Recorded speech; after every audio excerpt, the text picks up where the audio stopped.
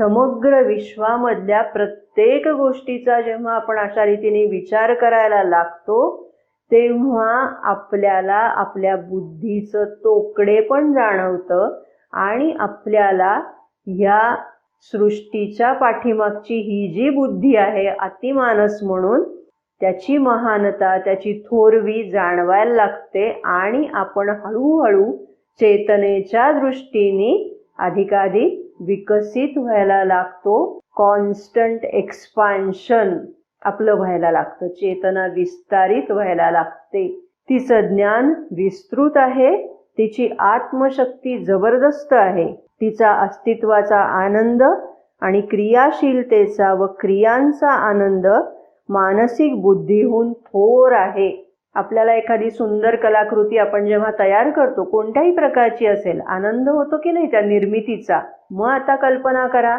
म्हणजे परत तुमची चेतना थोडीशी विस्तारित करा की हे विश्व निर्माण केल्यानंतर, इतकं सुंदर हे विश्व निर्माण केल्यानंतर ते निर्माण करणाऱ्या बुद्धीला किती आनंद झाला असेल, किती समाधान वाटलं असेल, ही कल्पना आपण करायची आहे.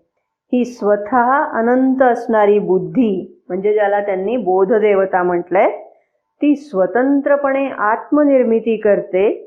या आत्मनिर्मितीत साधन संभार ती ठरवते, ती कार्य करते, त्यातही साधनांची व्यवस्था ती करते.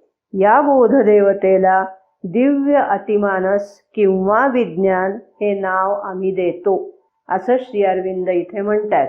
ही जी बुद्धी आहे, हे समग्र विश्व चालवणारी बुद्धी, ती बुद्धी अतिमानसी आहे, त्याला आम्ही विज्ञान हे नाव देतो, असं श्री अरविंद म्हणतात.